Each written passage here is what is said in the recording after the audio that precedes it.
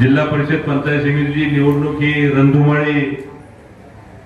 गेल्या दीड महिन्यापासून चालू झालेली आहे आणि बरंच खालचं वरचं सगळ्या गोष्टी आपल्या पंढरपूर तालुक्यामध्ये सगळ्यात जास्त घडल्या गेल्या।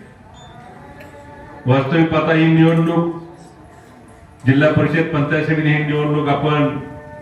महायुतीच्या माध्यमातून लढवण्याचा प्रयत्न आम्ही सर्वजण मिळून करण्याचा प्रयत्न करत होतो। आदरणीय प्रशांतराव परिचारक साहेबांच्या संपर्कामध्ये गेल्या महिन्यापासून आपण सर्वजण होतो, कारण जिल्हा परिषद पंचायत समिती ही निवडणूक आपल्याला महायुतीच्या माध्यमातून लढायची आहे। आणि मग अचानक दोन्ही राष्ट्रवादी पक्ष एकत्र आले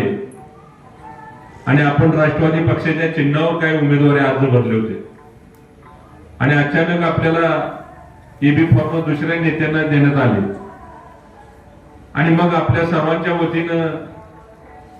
परिचारक साहेबांना आम्ही सर्वांनी मिळून विनंती केली की ही निवडणूक खऱ्या अर्थानं ग्रामीण भागातल्या तरुण कार्यकर्त्याची निवडणूक आहे आणि कार्यकर्त्याच्या निवडणुकीसाठी आपण गप बसणं घरी बसणं उपयोगाचं ठरणार नाही, कारण या तालुक्याला एक वेगळा विचार आहे। एका बाजूला आदरणीय औदुंबराव पाटील साहेब असतील, एका बाजूला आदरणीय आमदार सुधाकरपंत परिचारक साहेब असतील, आदरणीय सहकार शिरोमणी दादा असतील। यांच्या विचाराने ही तालुका जडणघडण तालुक्यामध्ये झालेले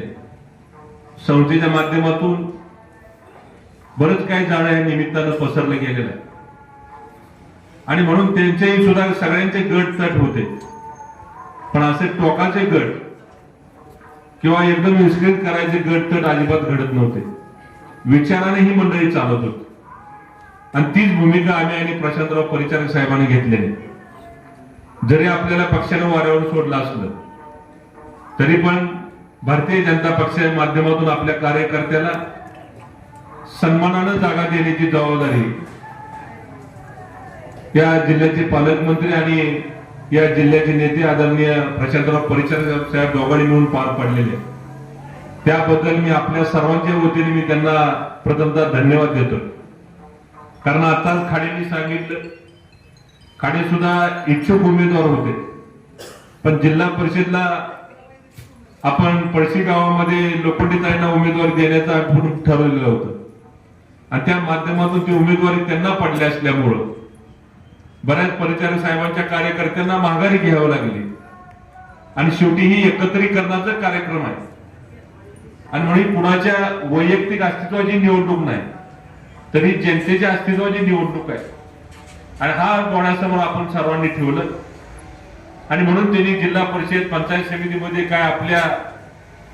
सर्वांना जागा सोडण्याची जबाबदारी त्या निमित्ताने घेतली।